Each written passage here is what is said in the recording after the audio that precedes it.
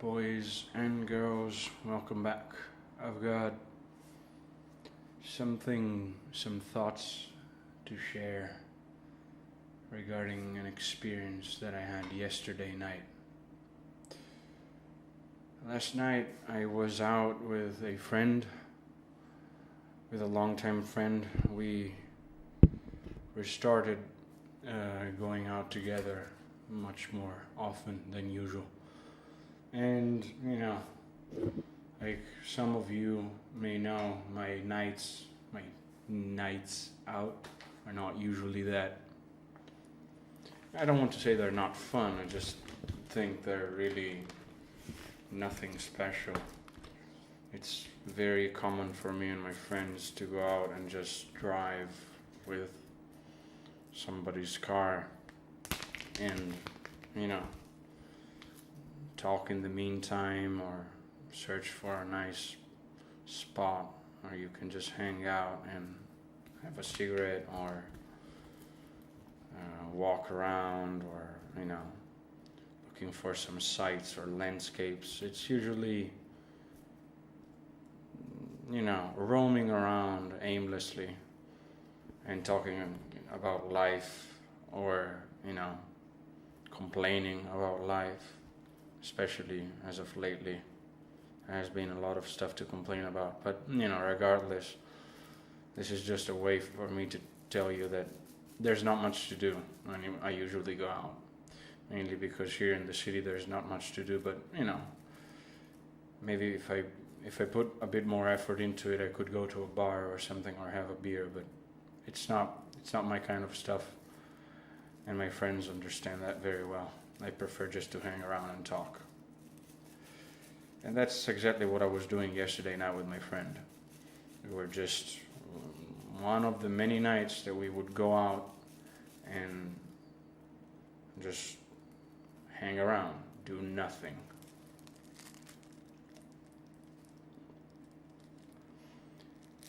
It's good to do this stuff because it takes a lot of weight off of my chest, in terms of, I can complain about stuff that I don't usually complain about. But all of this, is unfortunately not the point.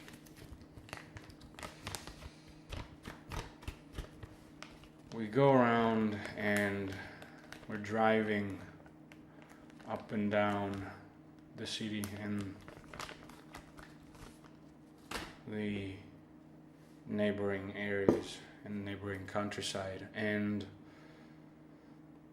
it's usually kind of like there are many stops around, usually all the same places. We go there, we stop there, we smoke a cigarette, we talk, and then we take the car and drive to another place. We stop there, and we don't, of course, keep count of how much time we spend in these places. It can be 5 minutes, like it can be an hour or two. It doesn't matter.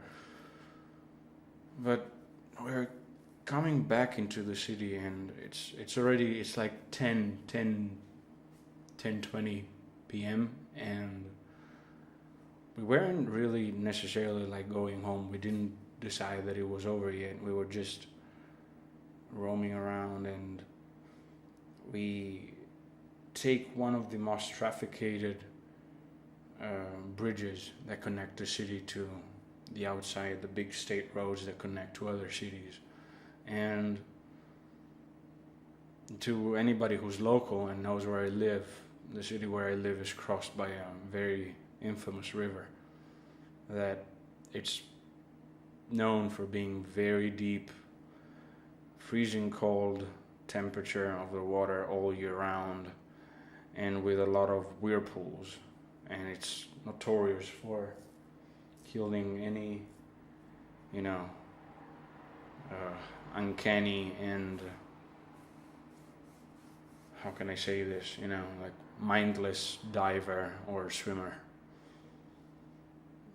And it's also unfortunately notorious for a lot of suicide attempts from the bridges, and that's exactly what we were witnessing yesterday, me and my friend. Nothing of the worst kind happened yesterday. And I don't want to say thanks to me. I don't want to, again, I want to just put a disclaimer. I'm telling this story not because I want to put myself on a pedestal and talk like a hero. It's not this is not the point. We were driving over this bridge, and there were, not a lot of cars, but there was traffic and people were going up and down. And I saw a man right on the edge of the guardrail, hanging, holding himself on a pole that stuck over the guardrail, and he was with his feet looking down inside of the darkness, inside of down into the stream, like some good 30 meters below. And I thought, Jesus Christ, he must be either drunk or suicidal. And I just couldn't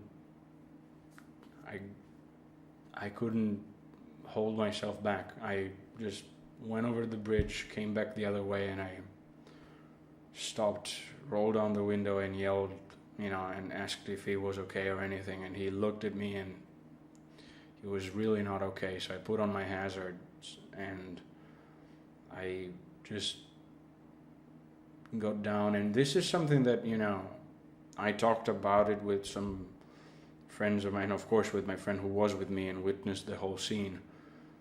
This is stuff that you usually see like in movies and on TV or on the internet, and one of those like Russian dashcam compilation videos.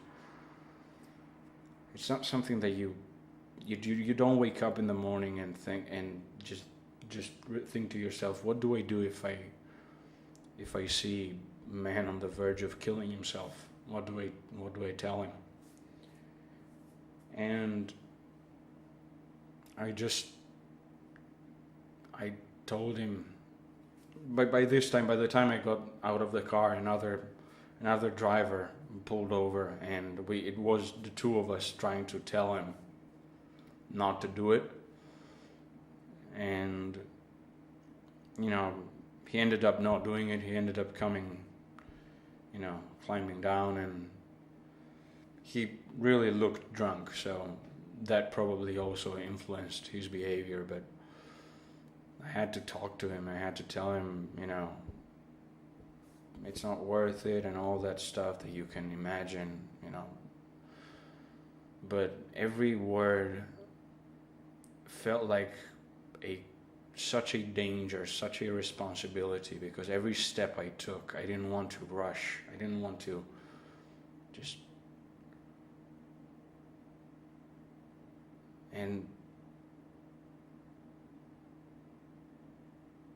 it's complicated. I don't know how to say this. It really felt like I had this man's life in my hands. And words just straight up came out of my mouth. Like that, even this was probably rock bottom for this man. And when you're at rock bottom, it's easy to think that, to have this overwhelming sensation that it's always going to be like that ever and ever, every single thing, every single moment you live is going to be that bad. But it's not. It's a momentary condition. And this goes for all sensibilities, because life is going to treat you like shit at some point. Some people have the force to take it, some other people don't, and this man clearly didn't have the force. God only knows what he was actually going through, because he wasn't going into any details when I was trying to talk with him. He did mention that he was in his 50s and that he had a daughter, and that it was the fourth time that day that he contemplated jumping off of that bridge. I eventually called the emergency number, and an ambulance and a police patrol came by. They pulled over and they escorted him away eventually. And this whole thing took like 20-25 minutes, really. But I really felt like shit afterwards. I had my fair share of like psychological problems, especially with suicidal tendencies, and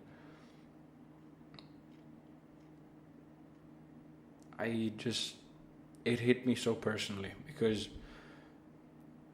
of yesterday. Everything that I can recall is the man crying and smoking the cigarette with me, and this such a like this feeling of intense fear for this man's life.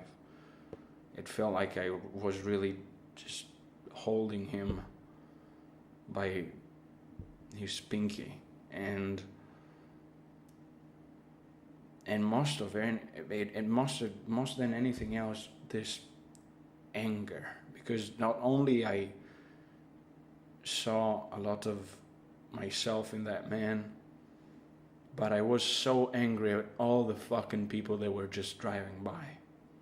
Just 2 fucking cars stopped. Me and another guy who was also like in his 50s, maybe 60s, I don't know, but he stopped, and just the 2 of us were there with the police and the paramedics, and everybody else was just driving by.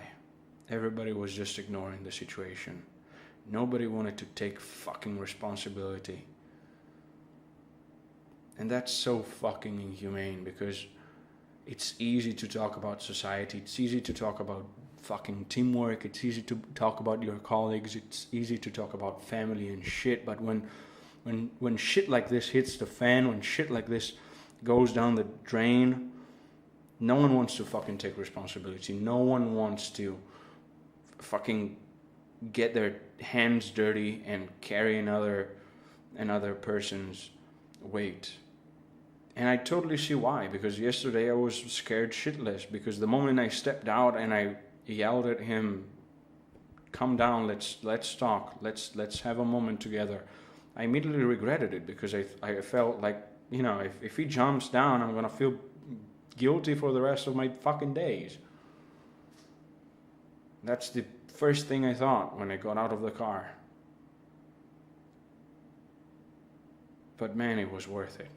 I don't know where this man is right now, but maybe tonight he's back there and he killed himself. But at least I helped him live another day.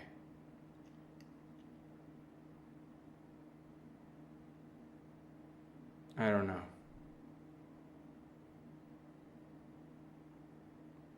I really want to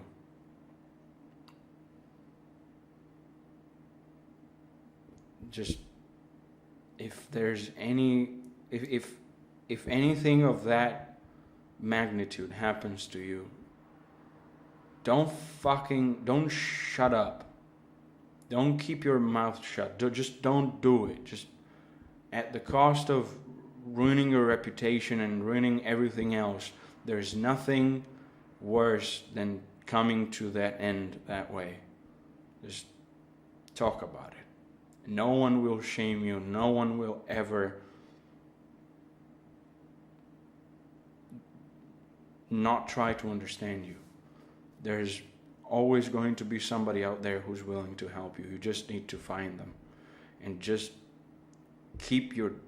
clench your teeth, grit them, but always try to find a way. It's not worth it, guys. Really.